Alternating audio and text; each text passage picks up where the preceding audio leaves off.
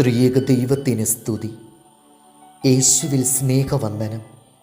പ്രതീക്ഷാ നിർഭരമായ കാത്തിരിപ്പിനൊടുവിൽ പിറന്നു വീഴുന്ന ജിറാഫിൻ്റെ കുഞ്ഞിനെ എഴുന്നേൽക്കാനും പിച്ചവയ്ക്കാനും പതുക്കെ ഓടാനും പരിശീലിപ്പിക്കുന്ന അമ്മയുടെ രീതി ശ്രദ്ധേയമാണ്. പെറ്റുവീണ ജിറാഫിൻ്റെ കുഞ്ഞ് നിശ്ചലനായി നിലത്ത് കിടക്കും. അമ്മ ജിറാഫ് തൻ്റെ നീണ്ട കഴുത്തു കുനിച്ച് അവനെ സൂക്ഷ്മതയോടെ വീക്ഷിക്കും. പിന്നെ ഇരു കാലുകളും അകത്തി കുഞ്ഞിൻ്റെ മീതെ അല്പനേരം നിൽക്കും. കുഞ്ഞു ജിറാഫിൻ്റെ ശ്രദ്ധ അപ്പോൾ അമ്മയിലേക്ക് തിരിയും. അല്പം മാറി നിന്ന് അമ്മ തൻ്റെ ദീർഘമായ കാൽ നീട്ടി വളച്ച് വീശി തൻ്റെ പൊന്നോമനയെ ആഞ്ഞു തൊഴിക്കും. ആ തൊഴിയുടെ ശക്തിയിൽ വേദന പൂണ്ട കുഞ്ഞ് മെല്ലെ ഇഴഞ്ഞു നീങ്ങും. അസഹ്യമായ വേദനയിൽ അല്പം പോലും കരുണ കാട്ടാത്ത തൻ്റെ വാത്സല്യനിധിയായ അമ്മയുടെ ചെയ്തിയിൽ ചങ്കു തകർന്ന് കുഞ്ഞു ജിറാഫ് എഴുന്നേൽക്കാൻ ശ്രമിക്കും. മെല്ലെ മെല്ലെ തല ഉയർത്തും, കാലുകൾ ചലിപ്പിക്കും. പിന്നെയും അമ്മ തൊഴി തുടരും.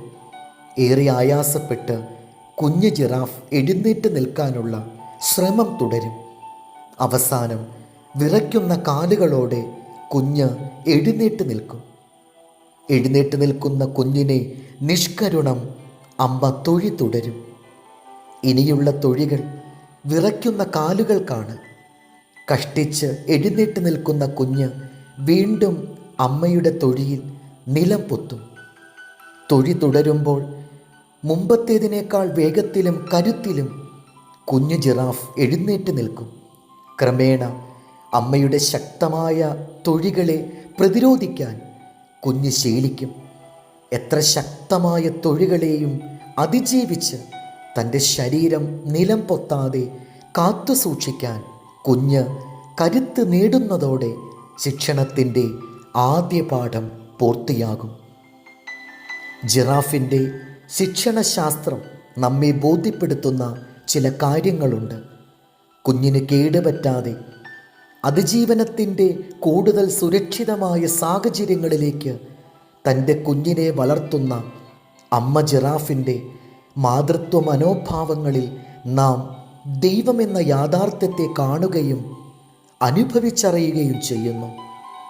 താൻ ഇഷ്ടപ്പെടുകയും മാനിക്കുകയും ചെയ്യുന്ന മനുഷ്യനെ ദൈവം കൂടുതൽ ശക്തിപ്പെടുത്തുവാൻ തക്കവണ്ണം അനേകം അനുകൂലവും പ്രതികൂലവുമായ സന്ദർഭങ്ങളിലൂടെ കടന്നു പോകുവാൻ അനുവദിക്കുന്നു.